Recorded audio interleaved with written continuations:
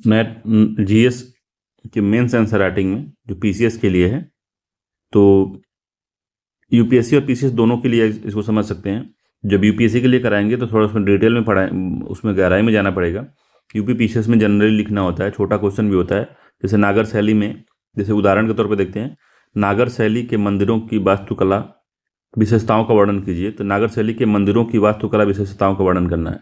Simple question है ये, ठीक है। तो अन्य भी GS1, GS2, GS3, GS4, GS5, GS6 जो पीसीएस के लिए है, उसके सारे प्लेलिस्ट बनी हुई है। तो जो जो क्वेश्चन उसमें अपलोड होंगे आपको वहीं पे दिख जाएंगे। तो वहाँ से जाके आप इसको देख सकते हैं किस तरह से लिखा जा सकता है, एक जो है कम खराब आंसर किस तरह से लिखते हैं, ठीक है। तो प्रश्न है इसमें कि नागर शैली के मंदिरों की वास्तुकला विशेषताओं का वर्णन कीजिए, ठीक है। तो क्या, तो सीधे हम वर्णन करने लगेंगे कि थोड़ा सा इनके आपको जानकारी होनी चाहिए इसके बारे में।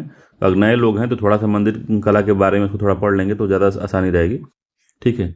तो उसका हम इंट्रोडक्शन किस तरह से लिख सकते हैं थोड़ा, कि मंदिर निर्माण की प्रक्रिया का आरंभ जो है मौर्य काल से देखने को मिलता है, किंतु आगे चल के भारतीय मंदिर निर्माण वास्तुकला में अनेक सुधार हुए और मंदिर वास्तुकला की शैलियों का विकास हुआ। विंध्य पर्वत से उत्तर में मुख्यतः नागर शैली के मंदिर वास्तुकला देखने को मिलती है, जिसकी निम्न विशेषता है। तो विशेषता क्या है, या तो विशेषता उत्तर से बताइए, तो फिर डायरेक्ट ही मंदिर की जो स्थापत्य कला थी उसको बना दीजिए। तो एक चबूतरा होता था, एक चबूतरा होता था, ठीक है। सबसे पहले जो नागर शैली की विशेषता कुछ चबूतरे पे बनता है, वर्गाकार या आयताकार चबूतरा होता है उस पर बनता है, ठीक है।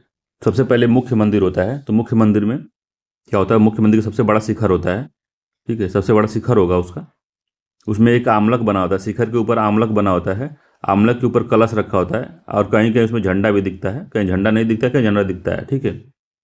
तो ये जो है पहली विशेषता इसकी है, ठीक। और जो जो इसमें जो शिखर होता है, झंडा होता है, कलश होता है, आमलक होता है, ये प्रतीक होता है नागर शैली में, नागर शैली का, ठीक है। तो इसी के ऊपर जो शिखर होता है, इसी के नीचे जो है गर्भगृह होता है, मुख्य मंदिर का भाग होता है, जहाँ पे भगवान का वास होता है या भगवान की स्थापना की जाती है, तो गर्भगृह होता है, ठीक है। उसके बाद में मंडप होता है, उसके आगे जब चलेंगे इधर तो ये मंडप होगा, पूरा मंडप होता है। तो मंडप में क्या होता है कि मुख्य द्वार में बस मुख्य जो ये है गर्भगृह वाला जो क्षेत्र है, इस वाले बड़े वाले भाग में सिर्फ पुजारी अंदर रहता है और यहाँ भगवान रहता है, और बाकी जितने भक्तगण हैं ये मंडप में खड़े होकर प्रार्थना कर सकते हैं, ठीक है। गाना बजाना कर सकते हैं, बैठ सकते हैं, सब कुछ इसको मंडप में करना होता है, ठीक है। और अर्ध मंडप क्या होता है, तो अर्ध मंडप में प्रवेश होता है, ठीक है। कहीं के प्रवेश द्वार होता है, सीढ़ियों से चढ़ के आप जाएंगे और अब अर्ध मंडप में प्रवेश करेंगे। और यहाँ पे कहीं कहीं जो 3 मंडप होते हैं, तो एक मंडप में कहीं बैठ के लोग कीर्तन भजन करते रहते हैं, तो ये मंडप है, ठीक है। मंडप है और अर्ध मंडप है, तो इसको हम दिखा देंगे, सीढ़ियाँ दिखा देंगे, चबूतरा दिखा देंगे। तो यही सीधे जो है इस तरह से दिखा देंगे, तभी आपको एग्जामिनर समझ जाएगा कि बच्चे को पता है नागर शैली के बारे में, ठीक है। नागर शैली की प्रमुख विशेषता क्या है, तो नागर शैली की प्रमुख विशेषता में पहला शिखर है, यह रेखीय रूप से ऊपर उठा हुआ है और पर्वत श्रृंखला की भांति दिखता है। इसका इसमें भी सजावट की जा सकती है, तो इसमें भी देखिए ऊपर कहीं के मंदिरों में देखे होंगे तो इसमें भी मूर्तियाँ बनाई गई हैं, यहाँ पे ऐसे रेखीय होता है, ये ऐसे बना होता है। तो इसमें भी जो है मूर्तियाँ जो होती हैं, मूर्तियाँ लगी होती हैं। बड़े बड़े मंदिर में जाएंगे, बड़े बड़े मंदिरों में तो इस तरह से होता है, सब मंदिरों में नहीं रहता है, ठीक है। और इसमें भी सजावट हो सकती है, ठीक। अगला है कि गर्भगृह होता है, तो शिखर के नीचे गर्भगृह जिसमें मुख्य देवता का वास होता है और मंदिर का हृदय कहते हैं इसको, इसको कहते हैं कि मंदिर का हार्ट है, ठीक है। फिर मंडप है, तो मंडप में गर्भगृह की ओर जाने पर मंडप से होकर जाया जाना होता है।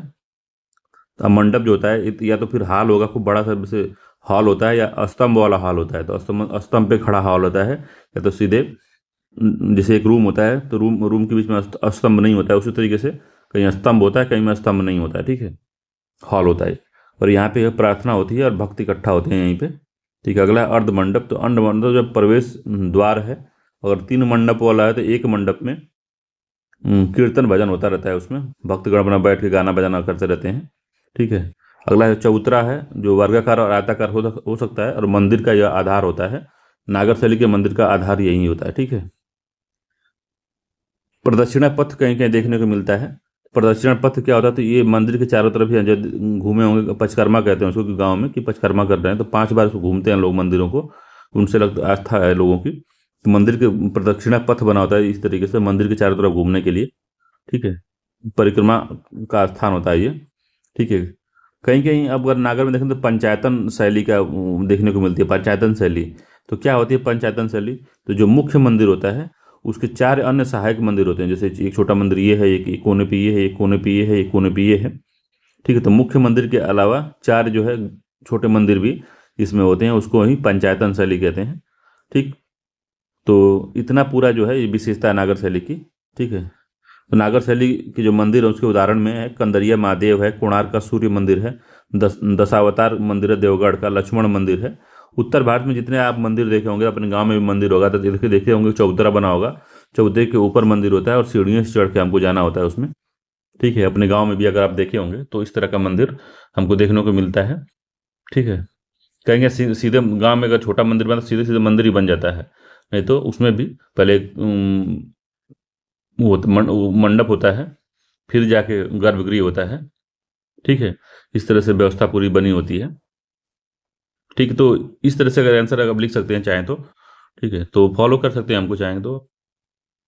अगर वीडियो आपको अच्छा लग रहा हो तो मेरे चैनल को आप लाइक सपोर्ट कर सकते हैं।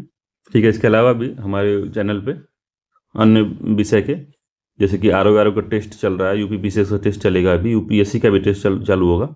ठीक है, तो सब चल सकता है, तो आप जो है मेरे चैनल को लाइक और वीडियो को लाइक कर सकते हैं, चैनल को सब्सक्राइब कर सकते हैं।